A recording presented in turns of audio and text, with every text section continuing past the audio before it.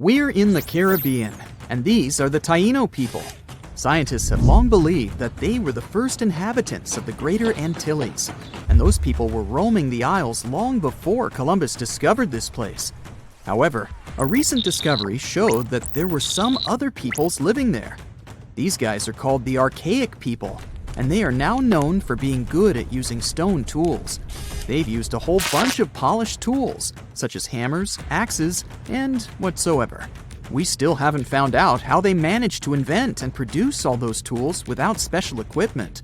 Scientists are now looking for a sort of necropolis, or a similar archaeological site, to find out more about these people. Another curious settlement was found a couple of years ago, not far away from Florida. This one is pre-Columbian too, but it seems that the dwellers there were more into fashion than crafting using stone tools.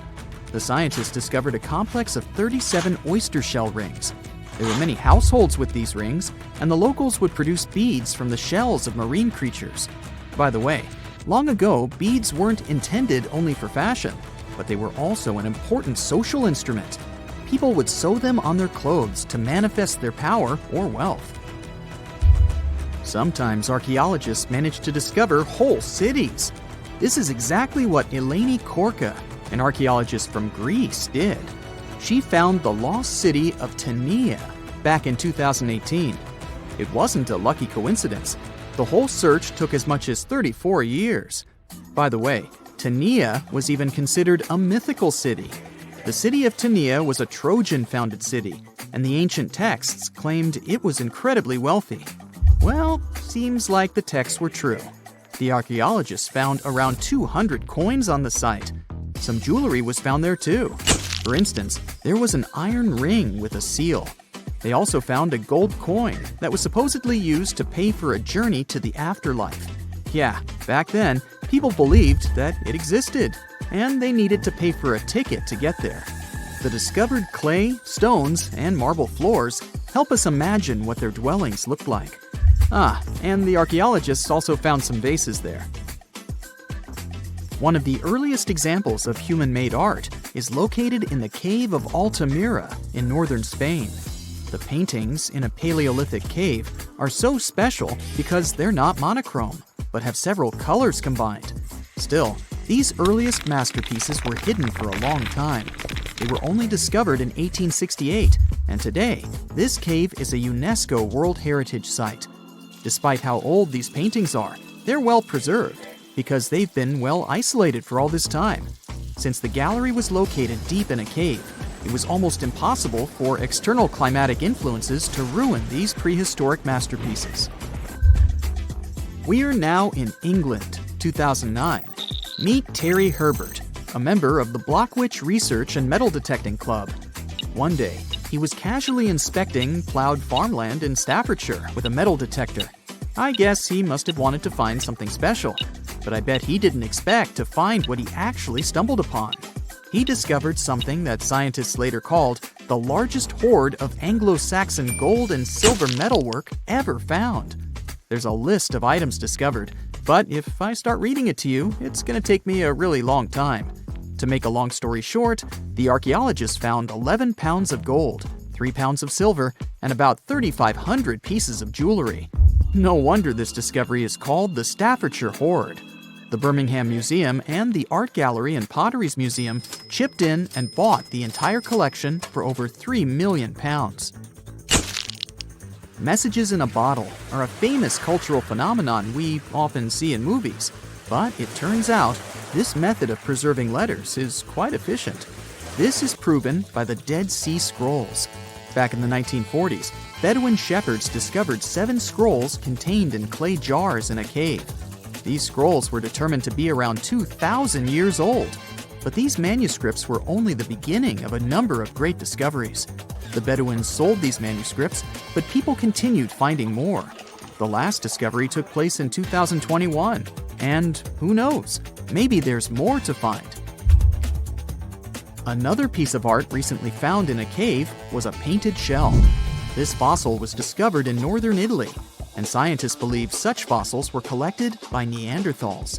This find is curious for a reason. Neanderthals are believed to have been quite primitive. but this shell proves the opposite. Back in 2004, Robert Muckle, an archaeology professor, heard about a peculiar site hidden in the forest of the North Shore Mountains of British Columbia. Robert knew that a few old cans and a saw blade had been found there. This place was believed to be a sort of logging camp, but a thorough excavation that took 14 years to complete revealed something different. Turns out, it wasn't a logging camp, but a long-lost Japanese settlement. The archaeologists found around 1,000 items, such as white and blue rice bowls, teapots, pocket watches, sake bottles, and buttons. The ceramics weren't that well preserved, so they only discovered hundreds of fragments. In one of his interviews, Robert mentioned that they also found remnants of a bathhouse. The community that lived there was pretty small, since there were only about 14 houses found.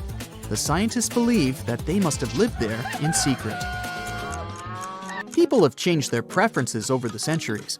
Fashion has certainly changed, and our houses too, not to mention our technologies. But there's one thing for sure that's been unchanged: our love for food.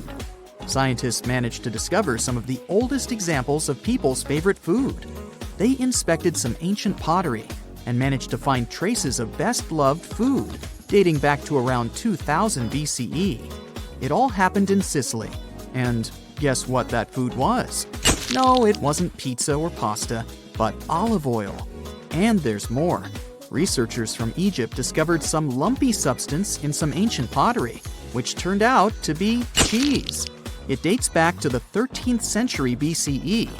I guess it didn't smell nice, since that cheese is estimated to be over 3,000 years old and was bacteria-ridden.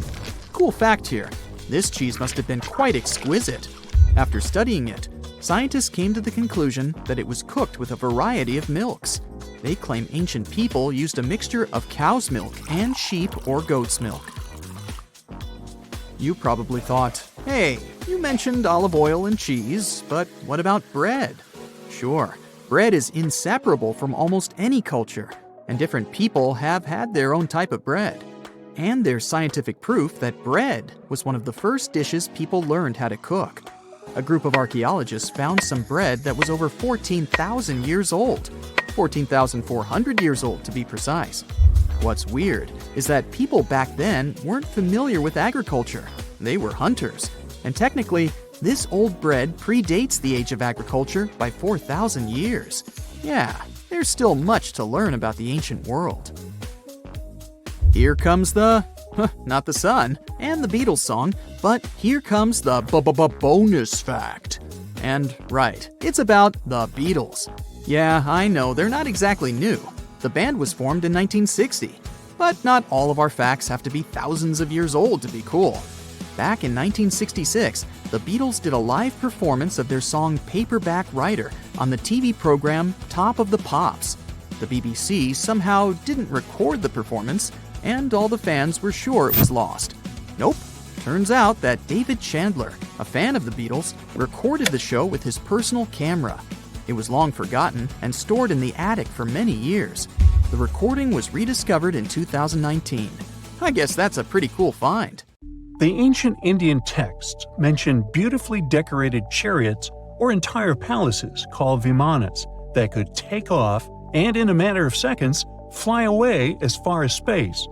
Some people believe these vimanas only existed in Indian mythology, but it's also possible that they were based on a real technology that had been lost over the centuries. According to the Vedas, ancient Indian religious texts, there was the elephant vimana with several engines and many other types named after animals and birds. There was one for local travel, one for visiting different countries, and one for traveling to the moon and various planets. They could develop a great speed. One vimana had the superpower of invisibility. Another one was shaped like a sphere and was built on the winds produced by Mercury. This vimana was said to generate an enormous ray like the sun and make noise like the storm's thunder. All the vimanas were unbreakable and perfect for attacks on foes. Now, to operate a vimana, you'd need to know a lot of stuff, pretty much like today's airplane pilots. 32 secrets in total. They'd cover the aircraft structure and the secrets of taking off and maneuvering without crashing, That's a good thing. The pilot was also expected to know how to be seen and unseen, how to be hidden, how to be quick, how to manage contractions and expansion, and many other tricks. To hide the flying machine from foes, the pilot was instructed to move to the 8th atmospheric layer above the Earth and use the power of dark solar rays. This instruction might sound a bit weird, but there were others, more realistic ones, which still make sense in modern aeronautics.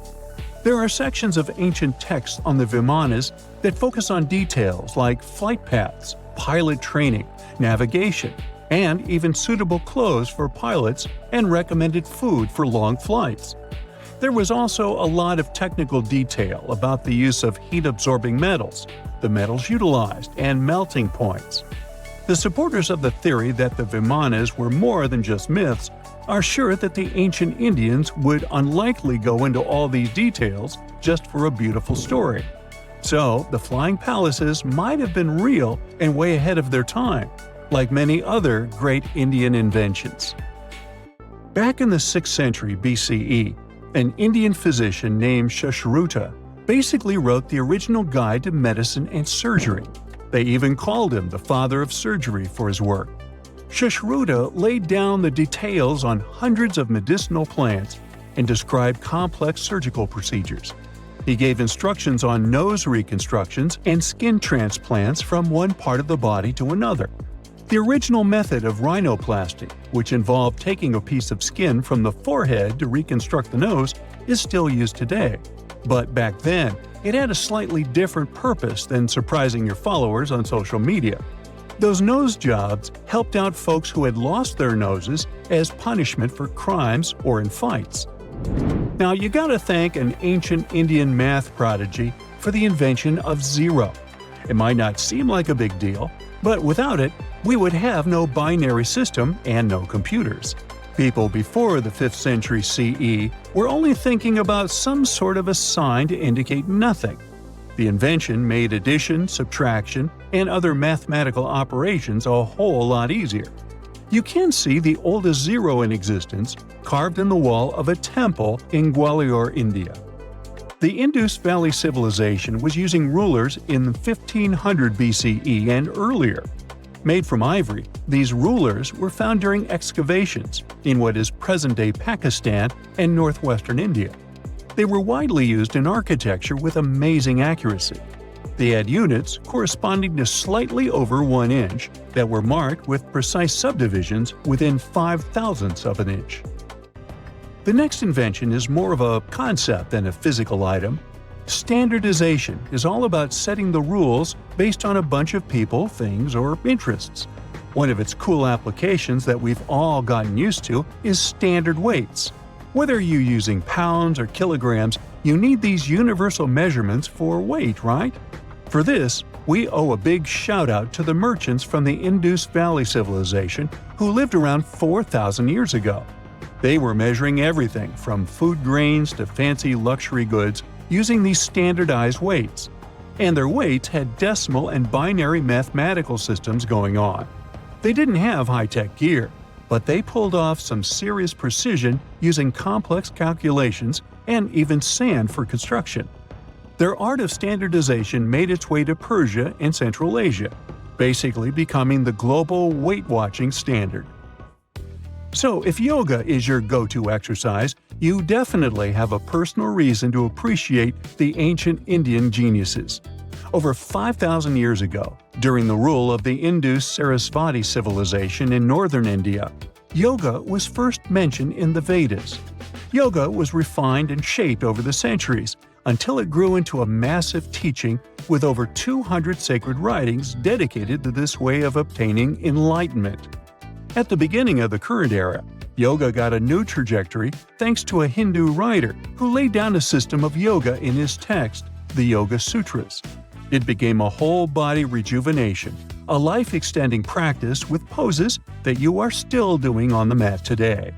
Yoga has reached the Western world only in the 19th century, and it caught on like wildfire.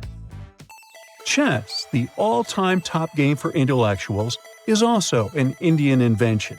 Its ancestor was called Chaturanga, and it was a strategic board game that started gaining popularity around 3,000 years before the current era. This early Indian version of chess was played by 4 people, not 2, and had 64 squares. Each player had 8 pieces, ranging from pawns to kings, bishops to knights, and there was no standard 6-faced dice. They rolled with an oblong one. Players facing off were actually allies, forming 2 teams based on the direction they sat. Chess, that we know and love today, was first mentioned in ancient Indian literature in a legend.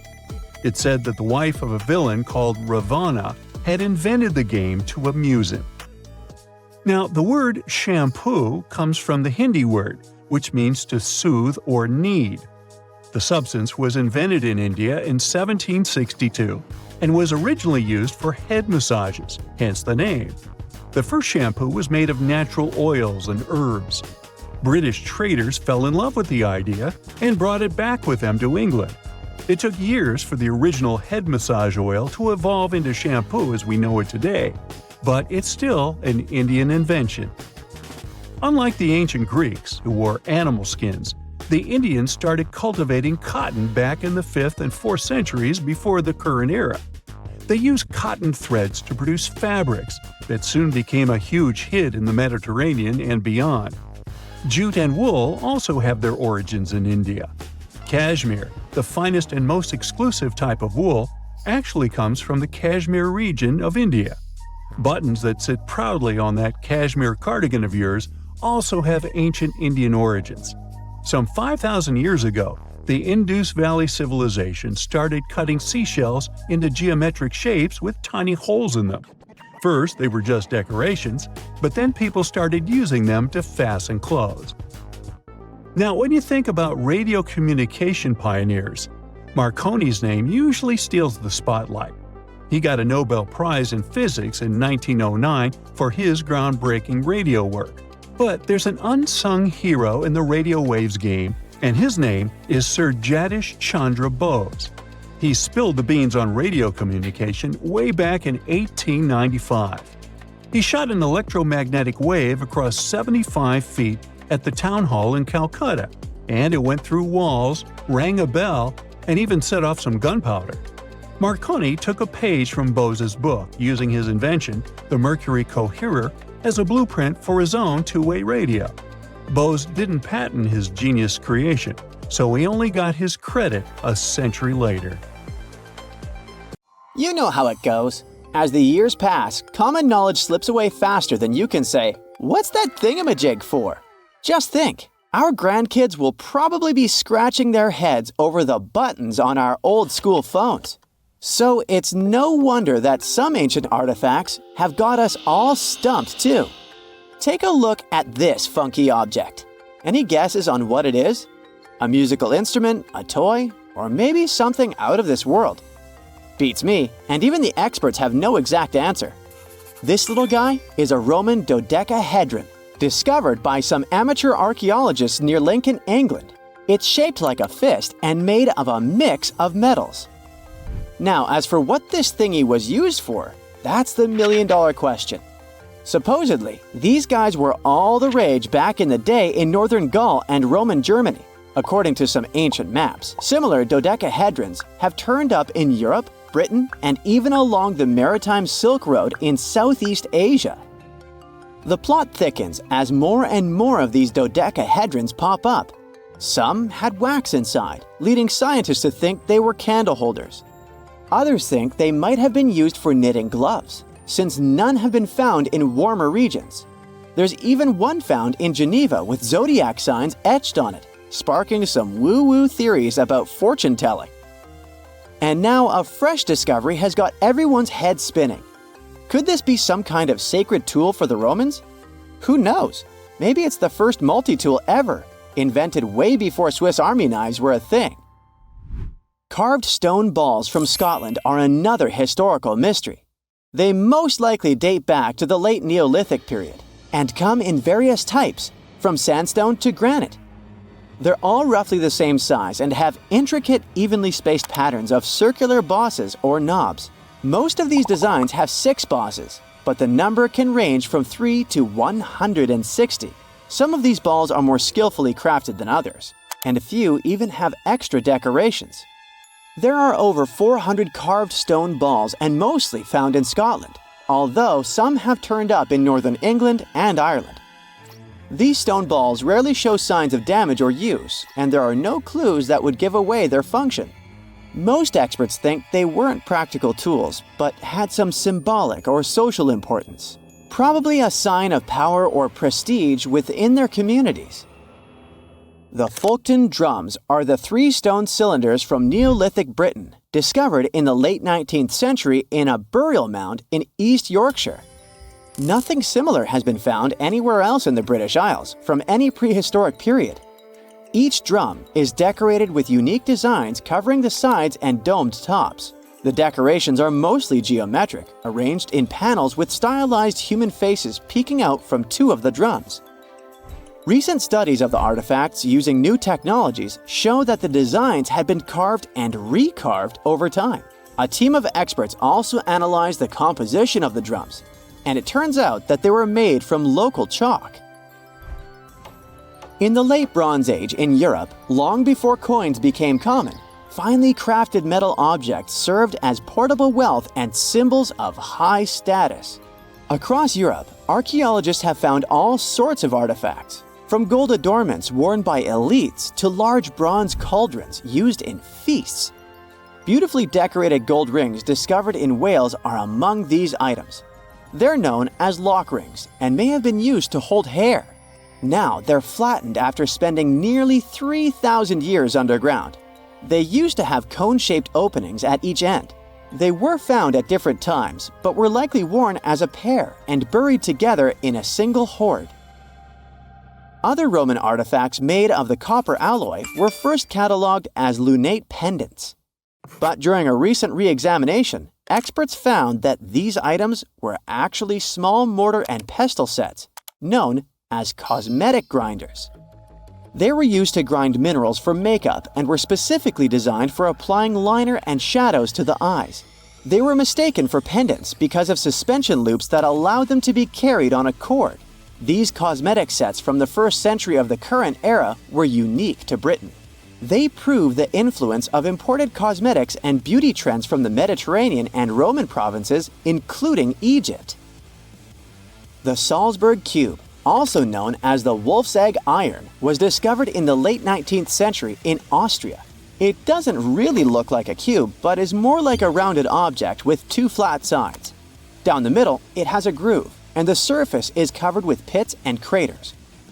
Workers accidentally found this artifact when they blew apart a piece of coal. The coal seam it came from is thought to be over 60 million years old. The Salzburg cube moved between museums, mysteriously vanished in the early 20th century, and then showed up again.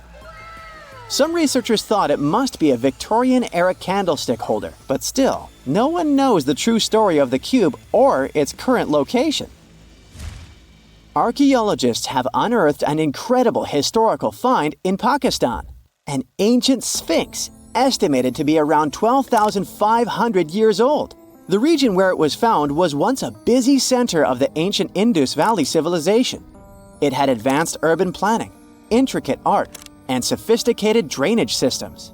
The discovery of the ancient Sphinx is a good example of their progressive art. We all know of the Great Sphinx of Giza, but what was the significance of the Sphinx in the Indus Valley culture? Their Sphinx has designs and carvings that show scenes with their daily activities, which means it may have had a more complex role than a symbol of power or guardian. It could stand for a balance between humans and nature, or even a deity associated with agriculture. Arauca in Chile sits on the sandy dunes of the Atacama Desert, known as the driest desert in the world. Long before this coastal town was built in the 16th century, the Chinchorro people called this region their home. Archaeologists found hundreds of their mummies. Radiocarbon dating showed that these mummies are over 7,000 years old, which makes them 2,000 years older than the famous Egyptian mummies. The Chinchorro used special techniques to preserve the mummies, not just relying on the dry climate for that. And unlike the Egyptians, they didn't just do it for the elite members of their society, but for everyone, no matter what age or status they had. The local people living in Aruca now are so used to finding mummies in their backyards that they don't feel weird about living among them. In the winter of 1850, a powerful storm with extra high tides hit the west coast of Orkney, Scotland. The wind and waves ripped away the surf, covering a mound, and revealed stone-built structures beneath. A local antiquarian decided to dig up the village that he thought was from the Iron Age. He managed to unearth the remains of 4 houses and many artifacts from 2 villages. The villages had been buried under sand, so everything was really well preserved.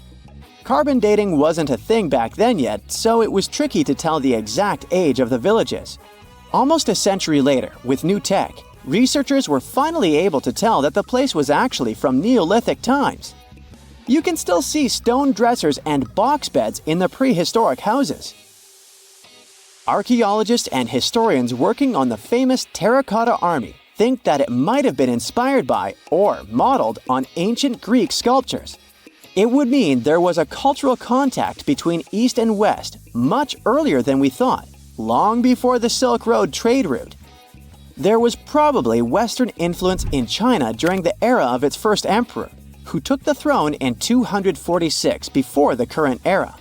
Before that time, China didn't have a tradition of building life-sized sculptures. Earlier terracotta soldiers were much smaller, less than 10 inches tall. Greek artists might have even been present to train Chinese sculptors. It's 1898, and you're taking part in excavations in Saqqara. This place, not far away from Cairo, is full of ancient tombs and pyramids. You're in your Indiana Jones mood and hope to find something really phenomenal to become famous. Gold, manuscripts, treasure maps, mummies of famous pharaohs. Wait, a wooden bird?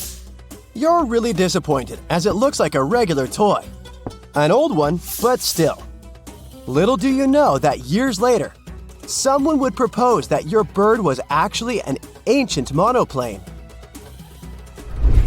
So the artifact, nicknamed the Saqqara bird, is made of a sycamore tree.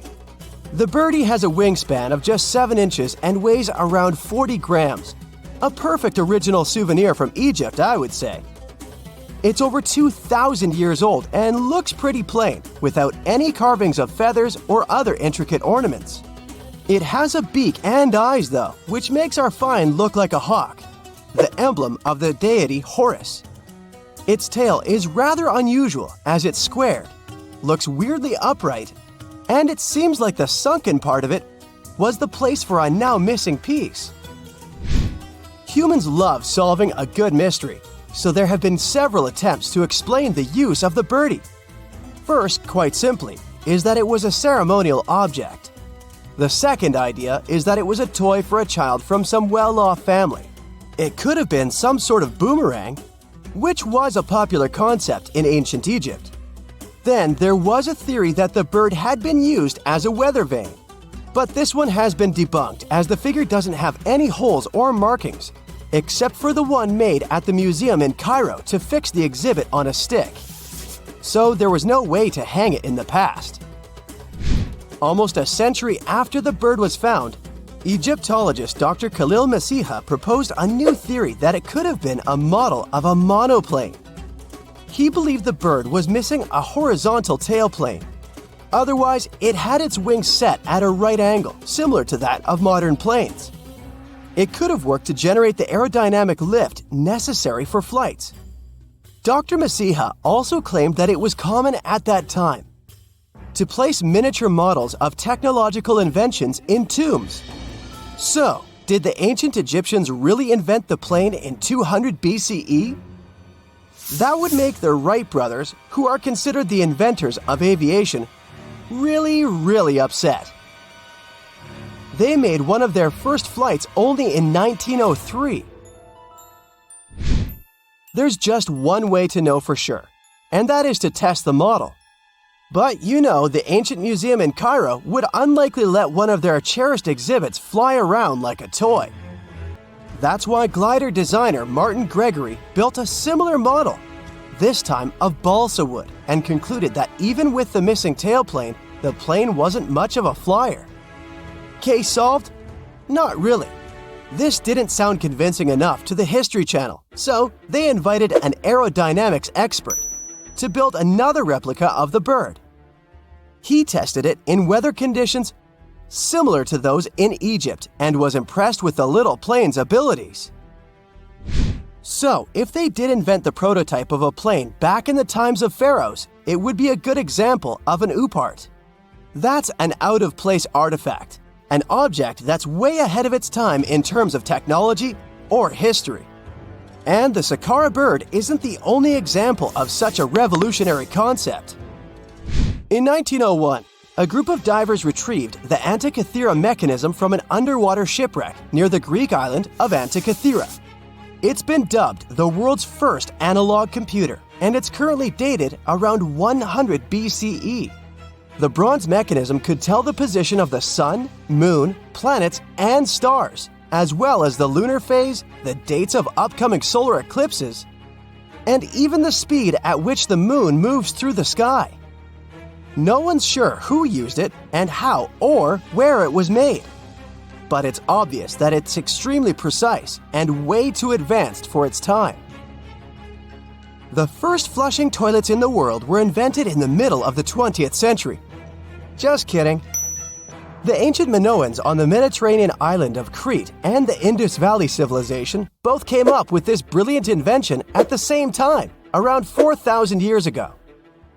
The plumbing and sanitation were so well done that no one managed to design anything better until 2,000 years later. One ancient Minoan lavatory was discovered at the Palace of Knossos. It looks like it had a wooden seat set over a tunnel that directed water from a rooftop reservoir to an underground sewer. Other varieties got water from jugs. Only the super rich people could afford all this glory. So if you wanted to shop for real estate back then, the flushing toilet would be a telltale sign you were in the rich neighborhood. Automated doors became a cool, seemingly new invention back in 1931.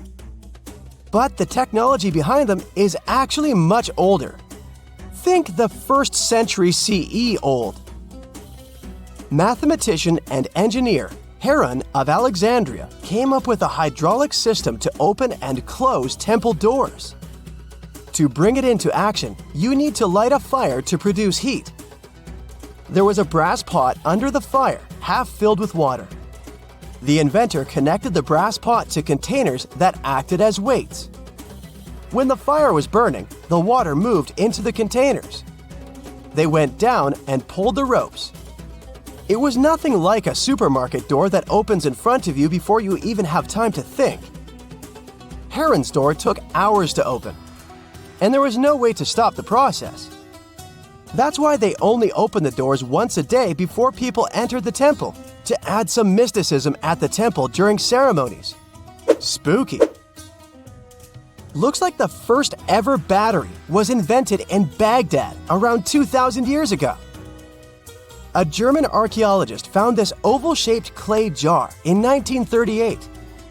Scientists are still not sure what purpose it served and who exactly invented it. There is a theory that it was used for electroplating objects with precious metals. When they filled it with a weak acid like vinegar, the battery produced around 1 volt of electricity. Another theory says it was a vessel for sacred scrolls. Would you like to buy contact lenses designed by Leonardo da Vinci himself? In 1508, he invented a glass lens with a funnel on one side. You were supposed to wear it with water inside to improve your vision. Sounds a bit uncomfortable, doesn't it? So, around a century later, French scientist René Descartes decided to improve the idea and make the cornea contact the future lenses. Contacts because they contact your eyes, get it? The glass tube with liquid did help improve vision, but blinking was sadly impossible. 2.5 centuries later, new technologies in the glass industry let scientists design contacts that would fit in the eye and even let the wearer blink. Thanks, guys! Still, those lenses were made of heavy blown glass and didn't let the eye breathe. About 50 years later, contacts became plastic. Lightweight, unbreakable, and scratch-resistant, but still covering the entire eye. And then, in 1948, an English optical technician accidentally sanded down a plastic lens and figured out they'd still be in place even if they covered only the cornea. Imagine you're living in 19th century London and need to send a message to New York. It would have taken about 10 days to get there by ship. So when delivery time went from days to hours in 1858, it was a true sensation. The first message was sent by Queen Victoria herself. It was all made possible thanks to the transatlantic telegraph cable, running under the ocean. Sadly, the new cool invention only lasted a few weeks. It took years to bring it back to life. We know that the ancient Egyptians were talented enough to build something as grand as the pyramids, but were they also smart enough to measure the speed of light? There's a theory circulating online that says exactly that. If you look at these two numbers, you'll see that they match completely. The first one is the speed of light in a vacuum measured in meters, and the second one is the latitude of the Great Pyramid of Giza. So, was it done on purpose, or is it just a coincidence? Well, happily, we can tell you that it's actually just a coincidence, not another conspiracy thingy. The Great Pyramid is just one of the many places in the world that share the same latitude. And more importantly, even if the ancient Egyptians had somehow measured the speed of light and chosen to keep it a secret from the rest of the world, they wouldn't have used meters to put it down. Meters were only defined at the end of the 18th century. The builders of the pyramids used a different unit of measure called cubits. 1 cubit is equal to 1.5 feet. Cubit was based on the length of the arm from the elbow to the tip of the middle finger, and it became popular in the ancient world. So if they wanted to impress the rest of the world and set the pyramids at a point that matched the speed of light in cubits, they would have to build their iconic constructions somewhere in Europe. And then the Danish astronomer who first measured the speed of light in 1676 would have been really upset to know that someone had done it centuries before him. So although they were ahead of their time in many aspects, the ancient Egyptians never measured the speed of light or used longitude and latitude to map their locations. The base of the Great Pyramid of Giza might seem like a perfect square, but it's actually an 8-sided structure, not 4-sided. Each of its 4 sides has a subtle concave indentation that splits it evenly from base to tip. The official version is that a British pilot was the first to notice it in 1940 while flying over the pyramid. He took a photograph that showed shadows highlighting these indentations. Some people think these lines are only visible from above and can best be seen at dawn and dusk during the spring and autumn equinoxes. This has led to a freaky theory that the ancient Egyptians might have designed the pyramids to communicate with something looking at them from above. Now, the Great Pyramid is one of only 3 pyramids that used to have a swivel door. It weighed around 20 tons, but they could still easily open it from the inside. Its precise fit made it nearly invisible from the outside, with no visible latch or handle. There were only slight variations in the exterior stone that gave out an opening.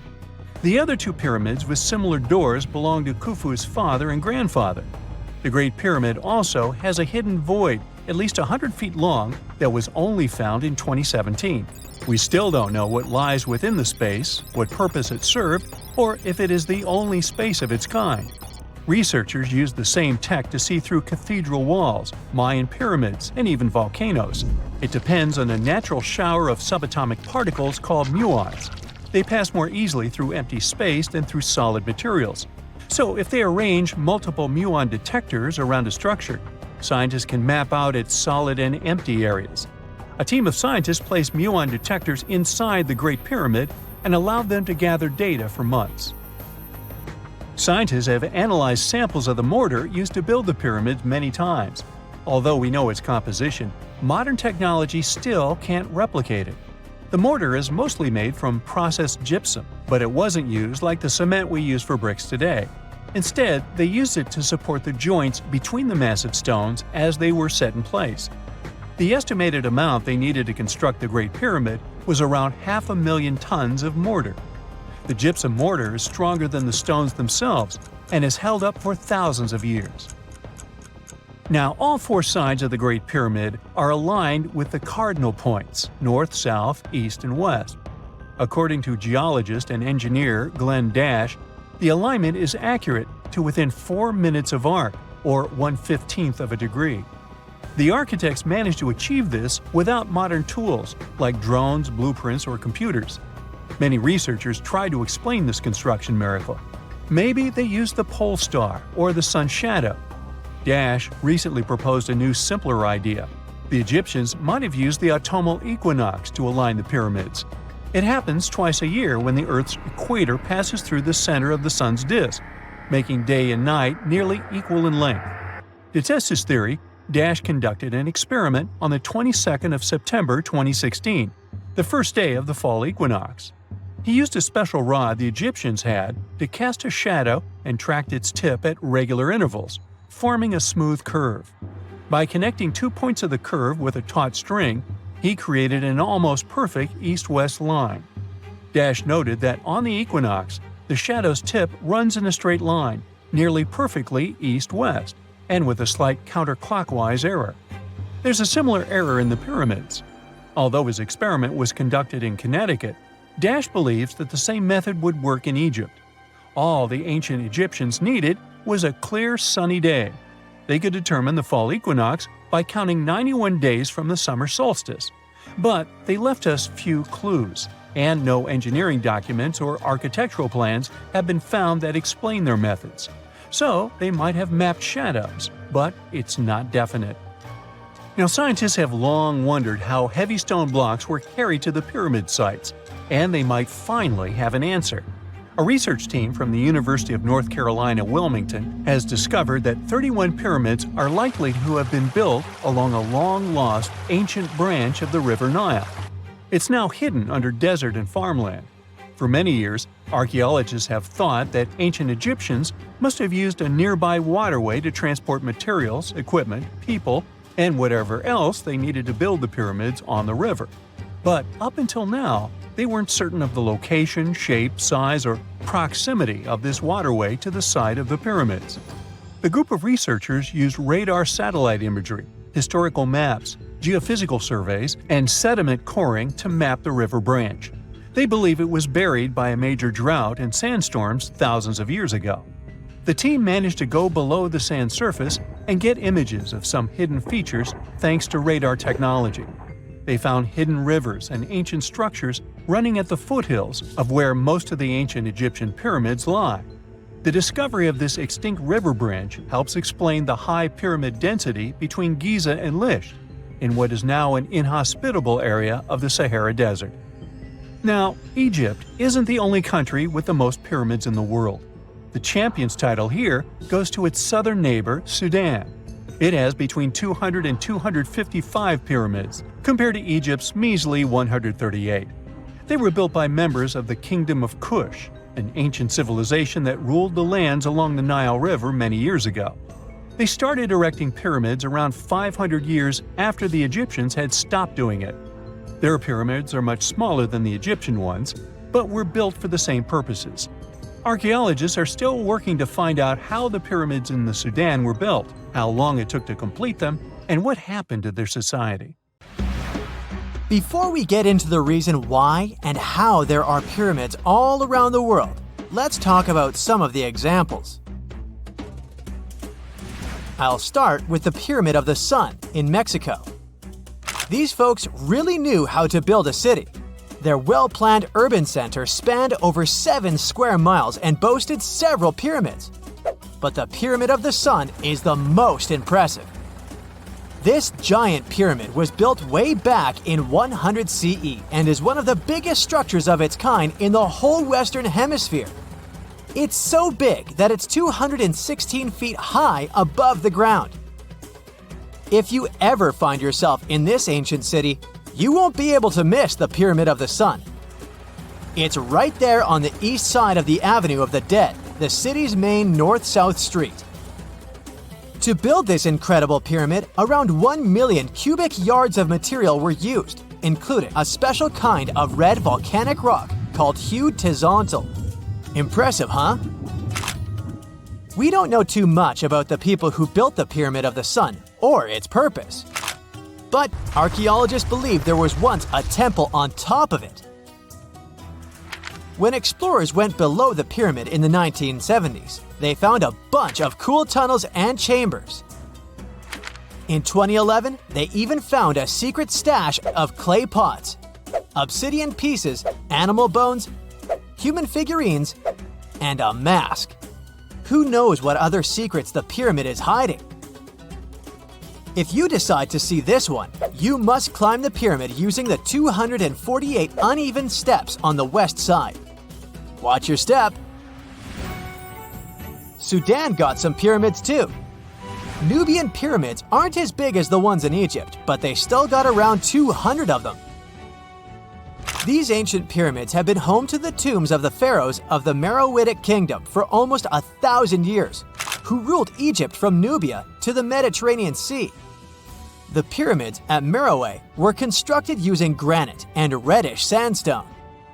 Oh, and did you know that Sudan has more ancient pyramids than Egypt? The Kushite pyramids depict the indigenous architecture and burial traditions of Nubia's Napata and Meroe kingdoms, which ancient Egypt influenced. Meroe, the burial site of over 40 queens and kings, is the most extensive Nubian pyramid site. The tomb walls depict mummified royals bedecked in jewelry, their wooden caskets containing bows, quivers of arrows, and other artifacts pointing to the Meroitic relationship and trade with Egyptian and Greek civilizations. So if you're looking for some ancient tombs to explore, you may consider skipping the crowds in Egypt and heading on down to Sudan. Let's fly to Iraq to see some more pyramids. Ziggurats have fancy receding layers and tiered temples. Instead of a smooth exterior, it has tiers like a cake. Perfect for all the important work and rituals that went on inside. You can find these towering structures scattered throughout Iraq and Iran, and they're a real testament to the power and skills of the people who built them. One of the biggest and most impressive ziggurats is the ziggurat at Ur. It's basically a giant rectangular pyramid that stands a whopping 70 to 100 feet tall, with 3 levels of terraces and a temple on top. Can you imagine how many baked bricks it took to build that thing? Try 720,000 for just the lower portion. This particular ziggurat was built for Sumerian king Ur-Nammu.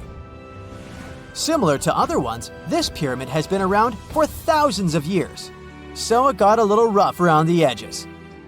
Thankfully, the Babylonian king Nebuchadnezzar II and some archaeologists came to the rescue in the 6th and 20th centuries respectively, and now you can find this near Talil Air Base.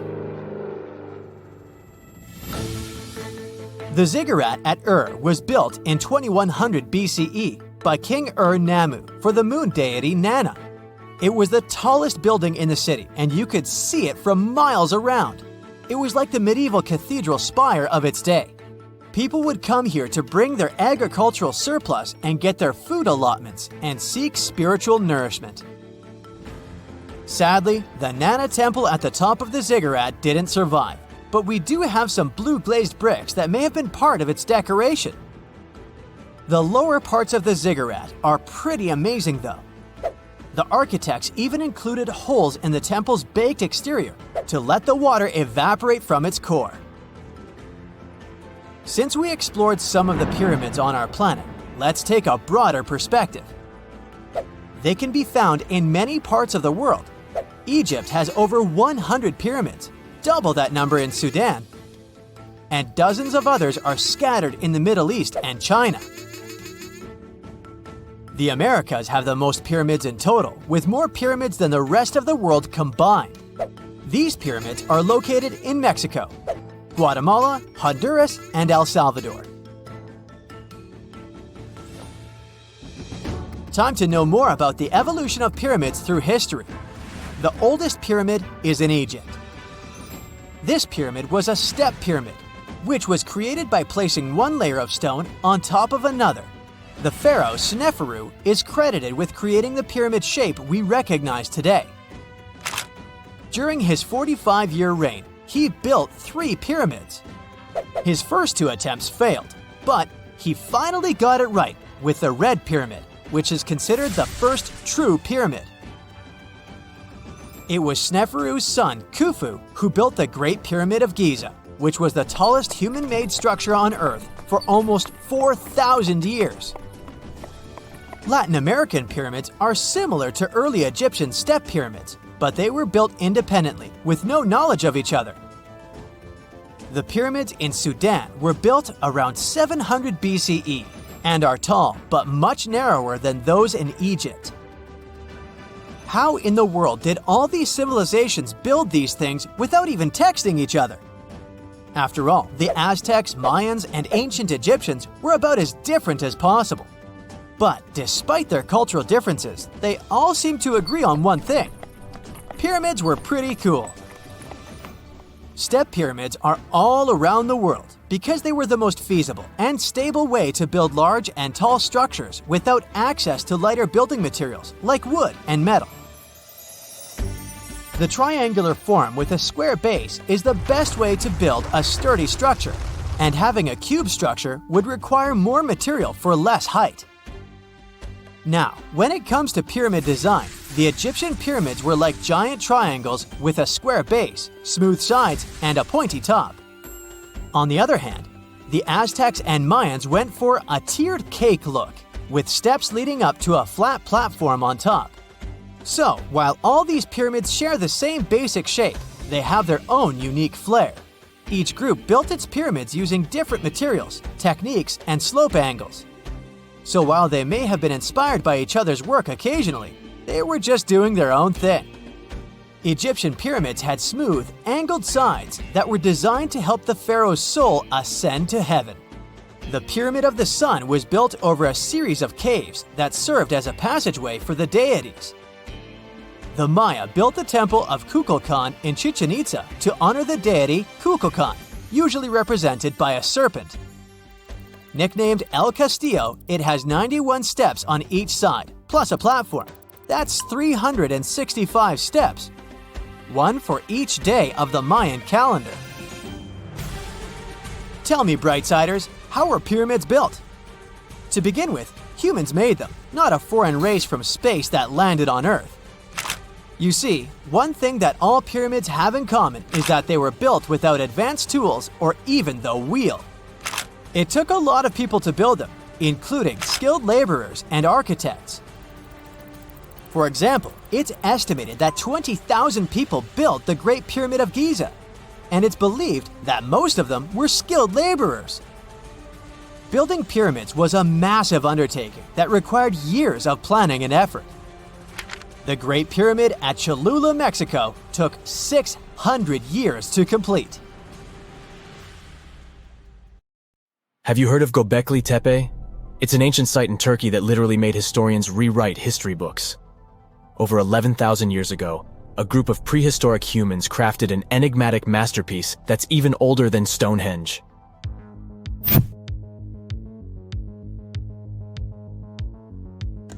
Before its discovery, archaeologists believed that people didn't know about iron and weren't good at making pottery. They were sure that settled life only emerged with the need for agriculture. But Gobekli Tepe changed this belief.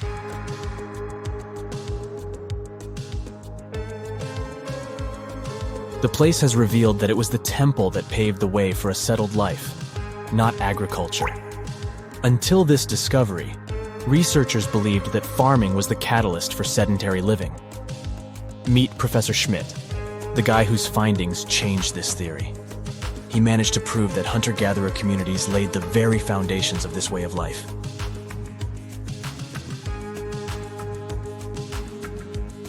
Back in the 1960s, other archaeologists visited the area, but they totally missed the mark. While surveying the region, they stumbled upon a hill with scattered limestone slabs and concluded it was just an old burial ground from medieval times. Little did they know that there was so much more to uncover.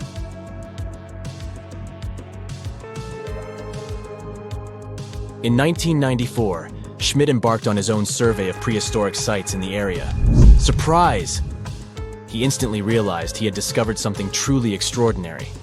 Unlike the nearby flat and barren plateaus, Gobekli Tepe had a gently rounded top, rising 50 feet above the surrounding landscape. Funny enough, the translation of this place's name is Potbelly Hill.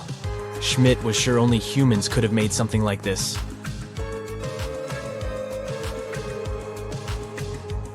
Those broken limestone pieces that were mistaken for gravestones turned out to be way more exciting.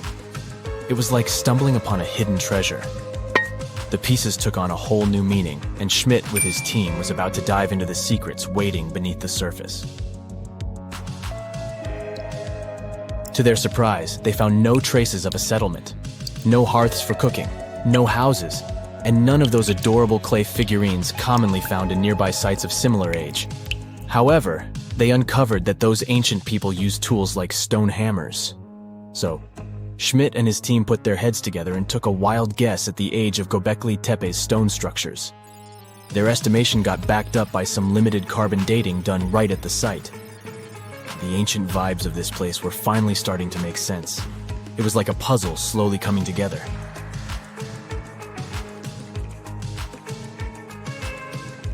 You may think that back then, people didn't have special tools to create something as cool as Gobekli Tepe. Not true. Turns out, these prehistoric folks used flint tools instead of fancy metal chisels. They were also skilled at chipping away softer limestone and crafting pillars right on the spot. Afterward, they carried the pillars a short distance to the summit and placed them upright. Once the stone rings were complete, they covered them with layers of dirt. Over time, they added new rings, and voila! You've got a cool hill to impress people in the future.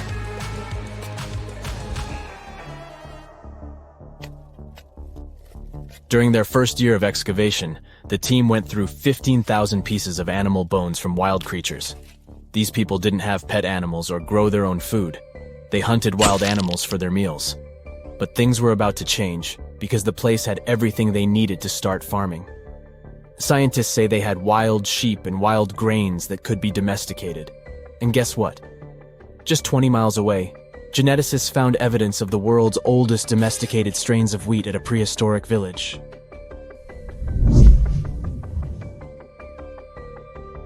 These amazing findings have completely changed how we view civilization. In the past, experts believed that people needed to learn how to farm and settle in one place before they could build temples and develop complex societies. But guess what? Schmidt's research flips that idea on its head. He claims that the incredible effort put into constructing these astonishing structures actually set the stage for the development of advanced societies. It means that societal and cultural changes happened before agriculture. Schmidt has this fascinating hypothesis about Gobekli Tepe. He thinks it could have been a special burial site where people left their loved ones. And here's the twist.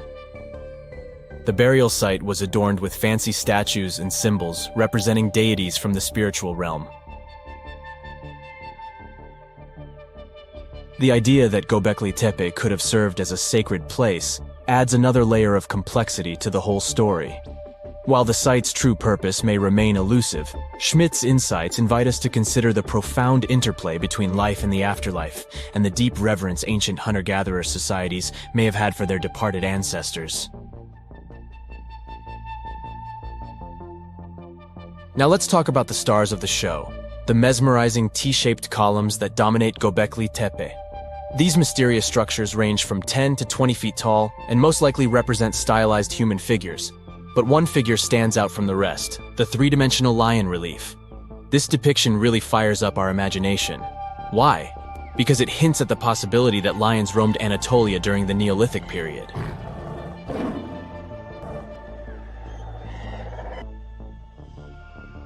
These standing stones are arranged in circles and placed in rectangular pits.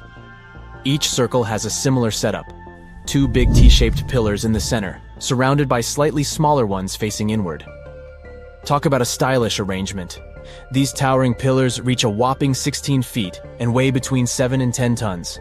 Some pillars are plain and simple, while others are like works of art with intricate carvings. Foxes, scorpions, and vultures come to life, crawling and twisting on the pillars' sides. But it's not just animals depicted on these stones. Some pillars have abstract shapes representing humans, and even small carvings of clothing items. Some of them even have belts. Now, there's one pillar that stands out from the rest like a rock star. This super old stone pillar suggests that a comet crashed into Earth. It happened during a chilly period that lasted about 1,000 years. Previous studies examining Greenland ice cores hinted at this comet theory, but now the carvings at Gobekli Tepe prove it right.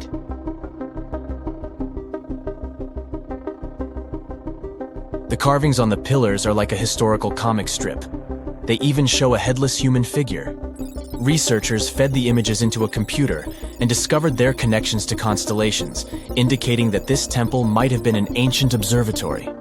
It's like our ancestors were trying to document this cataclysmic event in their own unique way. Archaeologists have been excavating and researching Gobekli Tepe since the mid-1990s, peeling back layers of history and providing us with a deeper understanding of the intricate relationship between various elements. They have no plans to stop the whole process for another 150 years. Who knows what else they'll find? You see, Gobekli Tepe has been labeled purely as a ritual site with no signs of domestic activities. We were led to believe that the absence of water meant it couldn't support semi-sedentary communities. But scientists believe it's time to shake things up and approach Gobekli Tepe with fresh eyes. It's time to question what we believed before and use new evidence and different ways of thinking. Like, there might have been a group of people living in the area who didn't stay in one place all the time. They moved around a bit but still had their own civilization, living in the area semi-sedentarily. Gobekli Tepe is not just home to a single temple, but an astounding collection of over 20 ancient structures.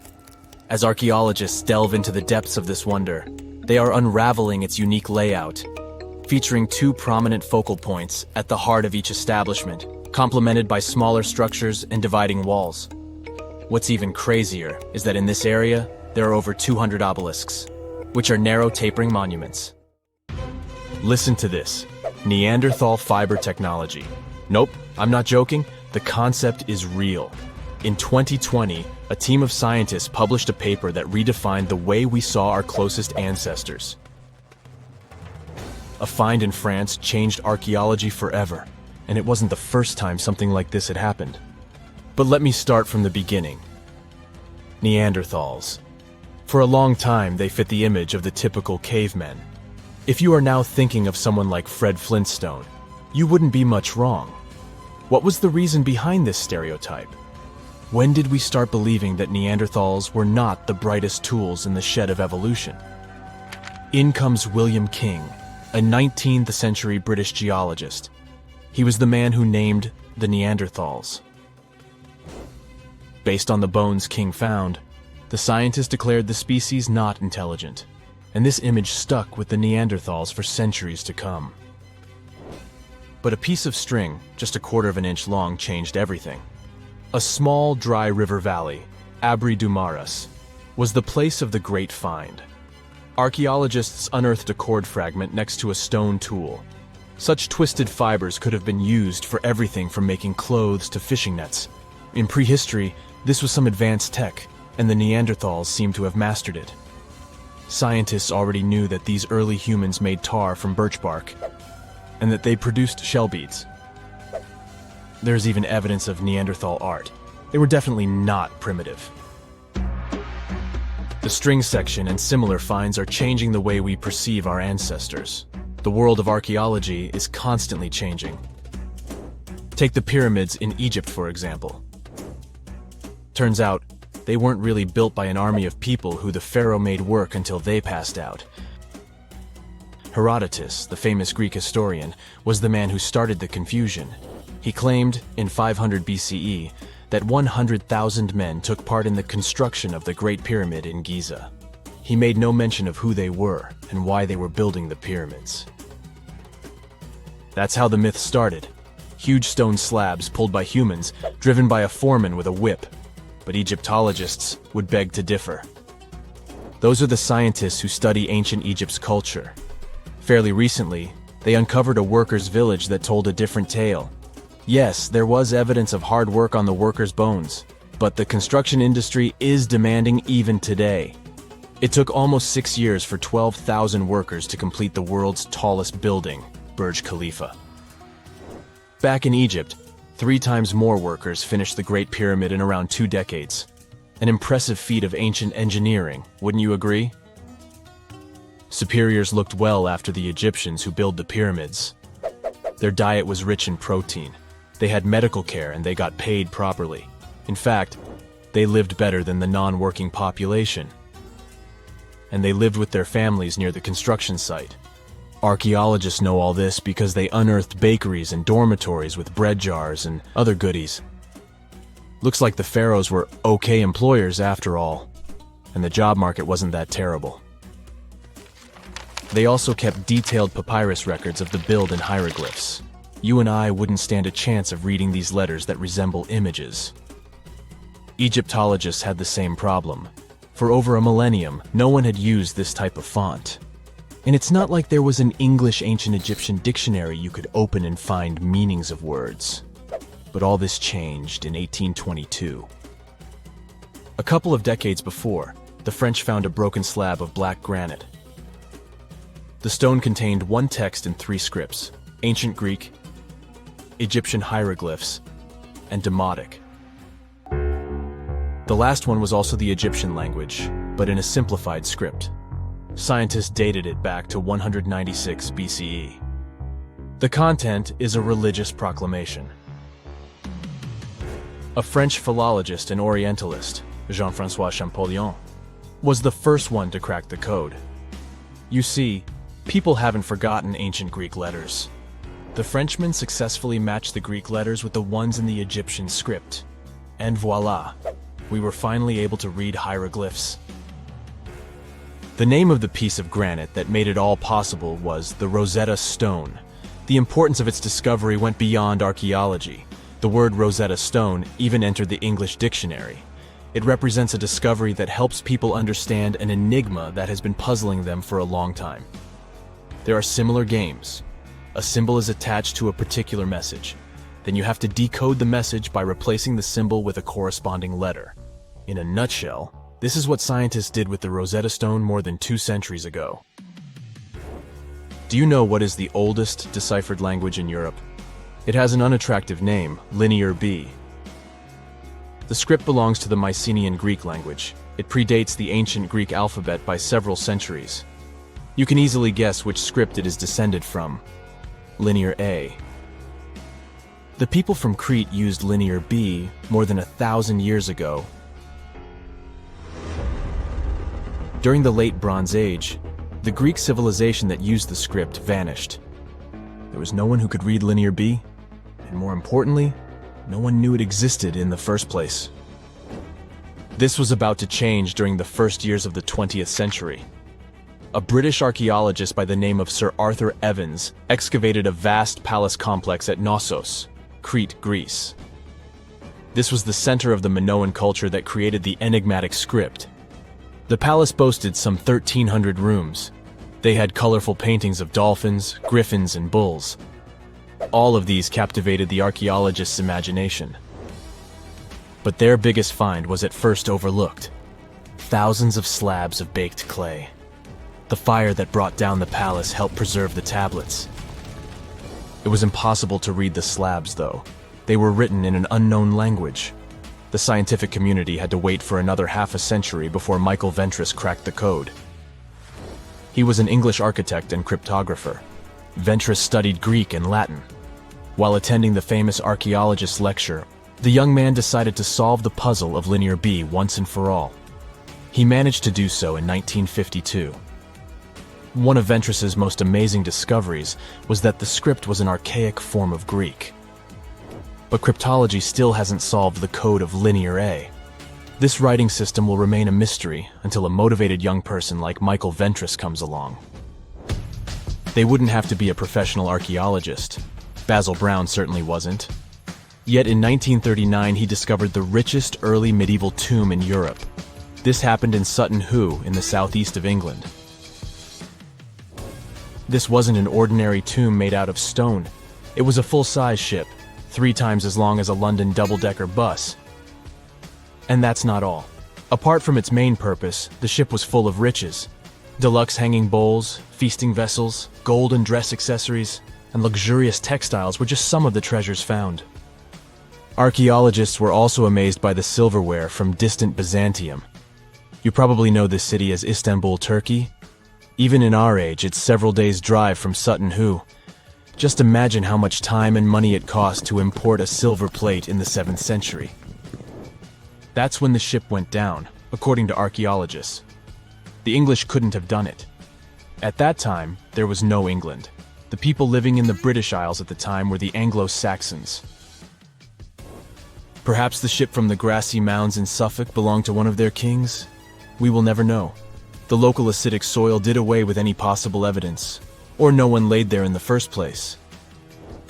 It could have been a cenotaph, which is a monument constructed to honor an important person. The archaeologists still don't have a definite answer. But what they have found at Sutton Hoo shed light on the Dark Ages. Before the discovery of the ship, they knew little about what had been going on in Britain after the Romans left. Now, the image of the early Anglo-Saxon society was much clearer. Perhaps the English soil will be the site of the next great breakthrough in archaeology. On October 30th, 1759, the inhabitants of the Middle East were jolted awake by an earthquake. Cracks appeared in the walls of their homes, roofs began to crumble. People ran out of their homes and gathered in open areas. But because of strong shocks, they kept losing their footing and falling. A month later, there was another earthquake, but it turned out to be even stronger. Trees broke, houses collapsed, deep cracks appeared in the ground. The disaster lasted for 2 minutes. Oases, roads, and cities were destroyed. Incredibly, Balbeck's ancient buildings withstood earthquakes. Some historians state that this majestic and mysterious place was built during the Roman Empire, but many researchers disagree. Whatever the truth is, the city is one of the main archaeological phenomena of humankind. The most amazing building of Balbeck is the Temple of Jupiter. The inhabitants of the Roman Empire believed that Jupiter held power over lightning and thunder. The building looked like a platform with 54 columns. A massive roof rested on these columns. Today, you can only see 6 70-foot-high columns. Each of them consists of 3 sections and resembles a pencil. The cores of these pencils were made of lead. This made the columns exceptionally strong. Each of these pieces of stone weighed an incredible 80 tons. That's the weight of 35 Ford Explorer SUVs. Look, this is the largest block in the Great Pyramid of Giza. But compared to the blocks from Balbeck, it doesn't even look that impressive. The foundation under the Temple of Jupiter was preserved.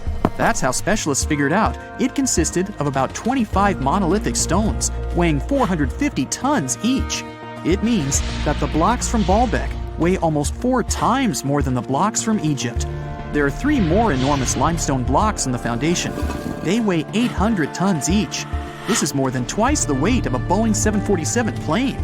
Ancient builders must have had a hard time carving such giants from a piece of stone. And after that, they also had to pull them to the construction site and lift them to a significant height. Repeating these logistics would probably turn out to be a nightmare for present-day builders. To do this amount of work, they would need modern equipment. But Balbeck's constructors didn't have trucks, cranes with circular saws, or electricity. How did the builders of the past manage to do this? Scientists have a theory that includes ropes, winches, and lever systems. Naturally, the engineers of the past made all the gadgets from wood. Around 3,000 feet away from the ruins of the temple complex, there's a quarry. Archaeologists suppose that's where the stones for the construction were cut. They found a block of limestone there. It seemed to be too large, even for this incredible place. The monolith got called the Stone of the South. It was 65 feet long and 13 feet wide. The ancient builders didn't have time to completely separate it from its mother rock. A group of scientists from Austria estimated that this piece of limestone weighed more than 1,000 tons. That's like 3 Boeing aircraft or 160 African elephants. There was another surprise awaiting the archaeologists near the Stone of the South. It was the second monolith that weighed more than 1,200 tons. But the ancient builders didn't stop at that. They continued to work. In 2014, in the same quarry, German archaeologists unearthed a block that weighed 1,650 tons. No one has figured out yet why people of the past needed a piece of stone that weighed as much as 125 school buses. It's also unclear how they were going to move this giant and why they didn't finish the job. In any case, this third monolith is the largest processed piece of stone in human history. There are more questions than answers. Some researchers believe that people of the past had high-tech equipment. Others don't think so, but are eager to understand how the builders managed to move those stones. There's a huge number of ancient buildings and artifacts on the planet. Lots of them make researchers scratch their heads. Near the Pyramid of Djoser in Egypt, archaeologists have found a network of tunnels. This place is called Serapeum. It contains 24 sarcophagi weighing from 70 to 100 tons. The giant boxes are carved from a single piece of granite and covered with heavy lids. The sarcophagi are perfectly symmetrical. To the touch, their walls are as smooth as glass. Even with the current level of technology, this is very difficult to do. But the ancient Egyptians managed this feat. The Lycurgus cup is a priceless artifact and example of ancient nanotechnology. It's made of glass that can change its color. If you put a source of light in front of the cup, it turns green. If the light is behind the goblet, it becomes deep red. In this case, the figure of Greek king Lycurgus turns pale purple. Scientists understood how this color change worked only at the end of the 20th century. Through microscopes, they saw nanoparticles of silver, gold, and copper. They had been added to the glass matrix. Thanks to this, you can observe a color change called dichroism. Interestingly, the gold and silver were grounded into a fine dust. It's almost impossible to do this by accident. Most likely, the ancient experts knew for sure what they were doing. Bolivia has a curious place called Puma Punku. It looks as if an ancient giant played there with an enormous construction set. And after the game, they forgot to put the pieces back into the box. But there are no giants, and the huge stone blocks were carved by ancient builders over 1,500 years ago. Some of the rocks weigh 100 tons. The blocks were brought to an altitude of almost 13,000 feet above sea level from the quarry 60 miles away from the construction site. There's no forest in that area. This means the builders couldn't use trees to make wooden rollers. The monument belongs to the Inca civilization. Scientists are sure they didn't know anything about wheels. In 1992, the inhabitants of a Chinese village decided to drain a pond. Their ancestors had been using it to wash clothes and catch fish for hundreds of years. They kept pumping the water out for 17 days. At the bottom of the reservoir, they made an unexpected discovery. The villagers saw an entrance to a cave going down to a depth of 100 feet. The incredible find was named the Longyu Caves. Unknown builders carved out 320,000 square feet of galleries. There are separate rooms, bridges, pools, and columns that support the ceiling. The walls of the cave are covered with strange carved lines and patterns. Scientists haven't found any information about who built the caves and why they did it. The construction technology also remains a mystery. Antonio Stradivari lived in Italy in the 18th century. He created musical instruments. More than 600 of his works have survived to this day.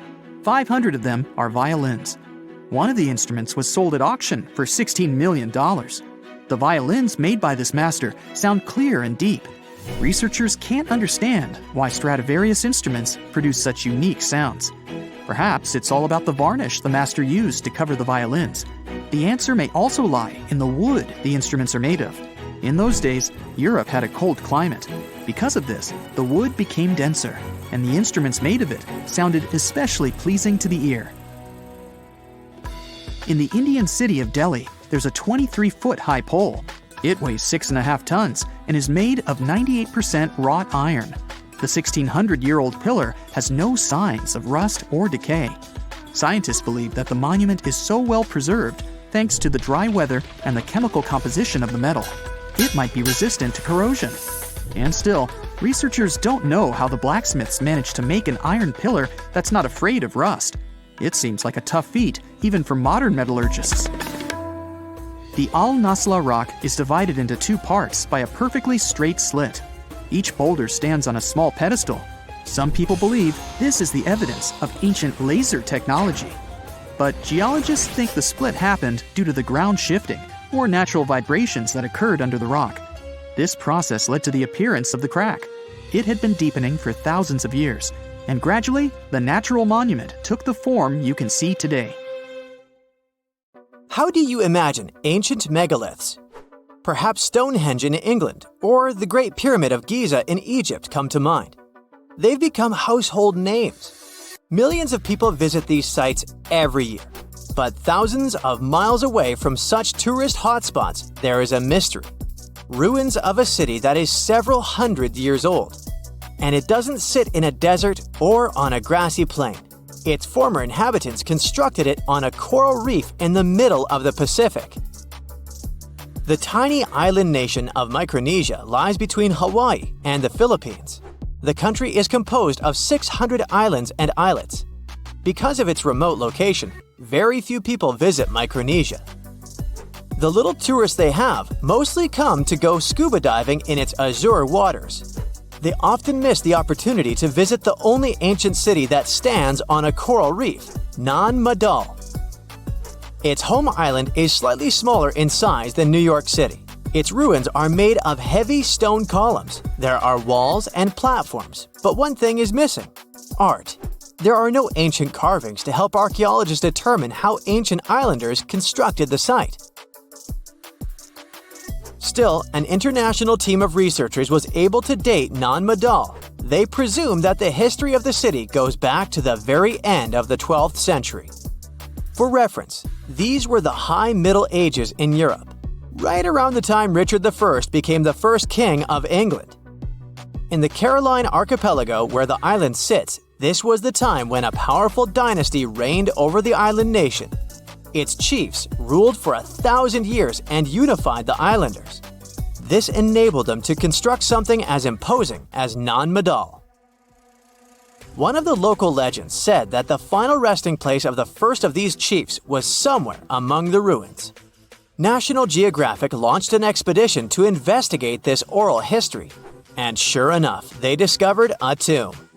It was the size of a football pitch. It featured a labyrinth of walls and passages, just like the ones found in the Egyptian pyramids. The list of similarities doesn't end there. The stone structure in Micronesia didn't seem to have a practical purpose, and a lot of effort went into building it. Its construction presents an engineering mystery for archaeologists. The same can be said for the pyramids in Egypt. The recently discovered tomb offers a clue. It contained an underground crypt which was capped off with a basalt stone. This is a volcanic rock that forms after lava cools down. It's dark in color and rich in iron and magnesium. The whole island is made of a similar volcanic material. It used to be part of an ancient volcano that eroded over time. Basalt boulders can be found all over the archipelago. They're in the shape of long hexagonal columns. The shape is not unusual and can be found all over the planet. Perhaps the most impressive site of basalt columns is Giant's Causeway in Ireland. These rocks formed from 1 to 8 million years ago. The locals probably sourced them from several quarries on the island.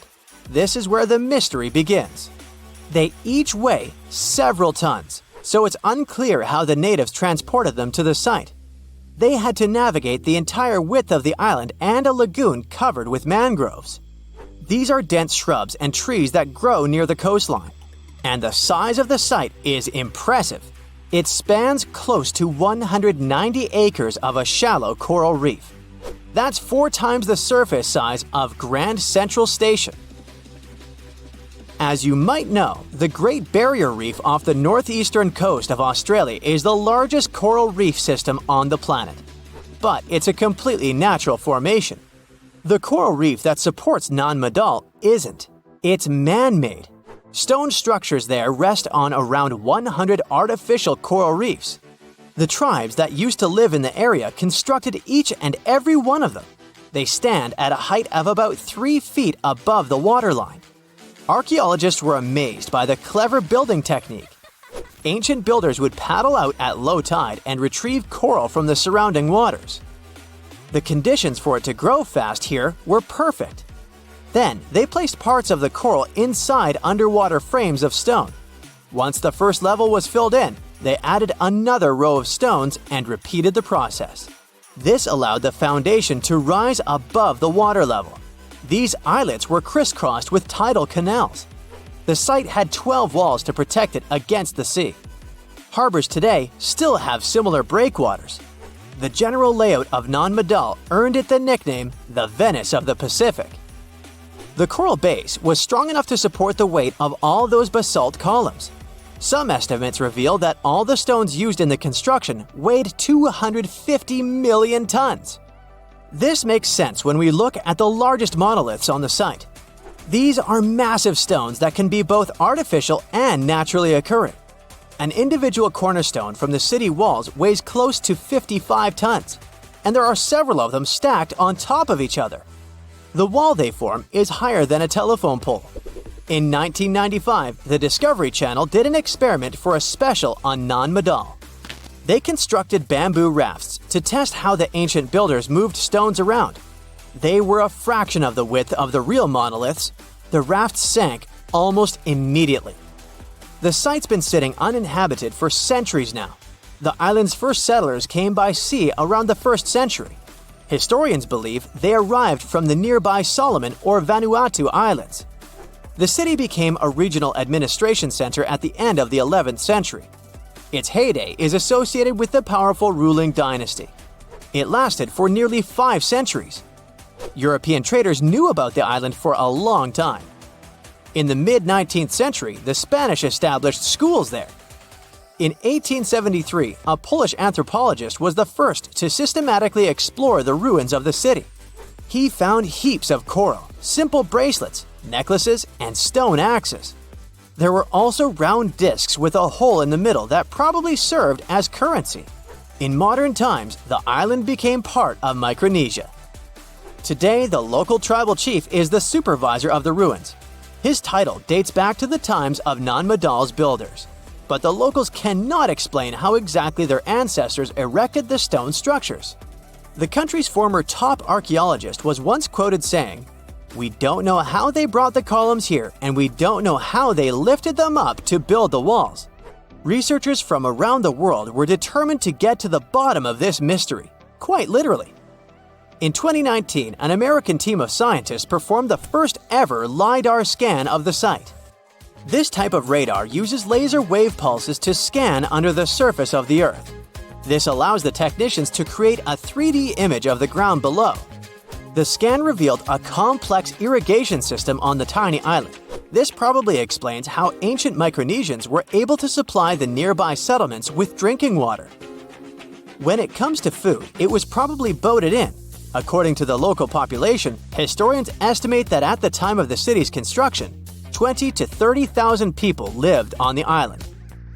In 2016, UNESCO inscribed Nan Madal as a World Heritage Site. The future of the city is uncertain because of the state the waterways are in. They're overgrown with mangroves. The vegetation is undermining the existing structures, and more can be done to promote the place as a tourist attraction. The site gets about 1,000 visitors annually. Compare that to 50,000 people who visit Easter Island each year. Both destinations are pretty far away from the nearest mainland.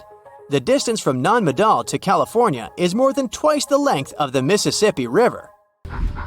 Now, have you ever seen cricket balls that are 3 billion years old? Klerksdorp spheres were found in deposits of the mineral pyrophyllite in South Africa and rock the science world. They do look like tiny ancient cricket balls with seams-like lines around the middle. Back in the 1980s, some folks claimed these spheres had been made by an advanced pre-flood civilization we know nothing about. One museum curator shared stories about how they rotated on their own in a display case. There was also a TV show that invited a psychic who declared the spheres were pieces of an ancient spaceship. But according to geologists, these spheres are actually pretty common concretions or spherical objects formed by different minerals than the surrounding rock. The seam-like lines are just imprints from the host rock's layers building up over time. The Klerksdorp spheres come in different shapes, from noticeably flattened spheres to distinct discs. As for that episode when one of these spheres spun on its own, the curator of the Klerksdorp Museum cleared that up too. He said that when he put one sphere on its glass shelf when a journalist came to visit, the sphere naturally rotated a bit because it's round. The area where the museum is located often experiences earth tremors from gold mining activities nearby. The oldest known human-like footprints could be 6 million years old. They were found on the Greek island of Crete in 2002. If the number is correct, it would mean that early human ancestors may have migrated between Europe and Africa much earlier than we previously thought. This doesn't mean Africa is not the cradle of humankind, though. It could just prove that early human ancestors moved back and forth between continents. Some researchers believe the footprints were left by a bipedal creature possibly related to an early human ancestor nicknamed El Greco. According to scientists who studied them, the footprints have a very human-like shape, with 5 toes and a parallel big toe. Some scientists are skeptical about it and suggest the prints might be from a late European ape. The new study analyzed fossilized marine microorganisms found in the sedimentary rocks to determine the footprint's age and prove it's actually 6 million years. The next amazing find that keeps scientists entertained is the Dorchester pot. It's a beautifully crafted metal vessel with some fancy geometric designs embossed in shiny silver. The pot was discovered in, who could have thought, Dorchester in 1852 under quite unusual circumstances. During a powerful blast, the pot broke into 2 pieces. Scientists believe it was originally embedded within a rock or boulder known as pudding stone. The rock from which the Dorchester pot emerged is dated to be around 500 million years old, so it could mean the pot itself is also that old. The current and less exciting theory suggests that the Dorchester pot is a Victorian-era candlestick holder. Such things were really trending back then, so it's not a surprise to find such fancy household item from that time. The Dorchester pot falls into the category of ooparts, or out-of-place artifacts. Those are objects that seem too advanced for the time period they're supposedly from. If we accept that the pot is 500 million years old, then whoever made it was way ahead of their times in terms of crafts and tech. One extra mystery is that the pot has an engraving of a plant that most likely disappeared from Earth over 100,000 years ago. Sounds like good proof the pot is really extra old. Now, it looks like the oldest map in Europe is a stone from 4,000 years ago. This Bronze Age slab was found in France in the year 1900 at an ancient burial ground. The carvings on the slab show in 3 dimensions the River Odde network with a fantastic accuracy of around 80% over an 18-mile stretch. There are other stone-carved maps around the world, but this one is unique because it shows a specific area to scale. Looks like the slab's carvings don't just map rivers and hills, but also settlements, barrow sites, and field systems. Archaeologists say the slab wasn't used for navigation, but rather to symbolize power. The detailed markings on the slab might have served to illustrate the domain of a local ruler, possibly a prince or king, to show their control over the territory. When the ruler lost power, the slab was likely repurposed as part of a burial vault. The unique artifact was stored in the cellar of a museum. For decades, no one even noticed until several scholars read older reports about the slab and decided to check it out. They conducted a detailed analysis using 3D techniques. Their research proved that the creators of the slab had not only etched lines into the rock, but also modified its surface to reflect the topography of the landscape with high accuracy. The Salzburg cube, also known as the Wolf's Egg Iron, was discovered in the late 19th century in Austria. Now, don't let the name mislead you. It doesn't look like a cube at all. It's more like a rounded object with 2 flat sides. Down the middle, there's a groove, and the surface is covered with pits and craters. This unique appearance is the reason why many people think it might be something out of this world. Workers accidentally found this artifact when they blew apart a piece of coal. The coal seam it came from is thought to be over 60 million years old. The Salzburg cube moved between museums, mysteriously vanished in the early 20th century, and then showed up again. A professor from Bonn University suggested it might be from a meteor, but they found no evidence of elements that you'd normally see in meteorites, like cobalt or nickel. Then researchers thought it must be a human-made object, possibly a Victorian-era candlestick holder. No one knows the true story of the cube or its current location. Yep, it disappeared again. Have you heard about the Meister print? It's a fossilized sandal print discovered in 1968, and it has sparked a lot of intrigue. There's a trilobite inside the print, which supposedly went extinct around 500 million years before humans even existed. But many historians think this age is an exaggeration. When Meister found the fossil, it was authenticated. But the scientist who did it didn't confirm it was a human sandal print. He only agreed there was a trilobite there. When another scientist visited the site, he found a 6-inch impression he believed was from a child's moccasin. But the footwear seemed to be new. So, could it be evidence of time travel? Proof that humans existed millions of years earlier than we thought? Or a sign that someone else visited early Earth? Or is it just a rock formation that looks like a sandal print? We still don't have the answers. Back in June 1936, a couple was walking along Red Creek in London, Texas. London, Texas? Yeah, when they stumbled upon something unusual. It was a piece of wood sticking out of what seemed to be an ancient rock formation. About 10 years later, their curious son decided to crack open the rock to see what was inside. And he saw a hammer, which looked surprisingly modern. Then, one unique finds enthusiast decided that the rock encasing the hammer was from the Cretaceous period. This would mean that someone dropped a 19th century hammer while dinosaurs like Triceratops were still roaming the earth. So, if this hammer was truly from the Cretaceous period, then the whole evolutionary theory would be wrong. And if the hammer was modern, it would mean the Cretaceous rock formation it came from was much younger than we thought. But the real answer was much simpler. The hammer was indeed modern, and geological processes had encased it in rock. Minerals can harden around an object in a relatively short time. So, the hammer was probably dropped by a miner a century or so ago, and the rock formed around it afterwards. And no, it wasn't a Victorian-era candlestick holder either.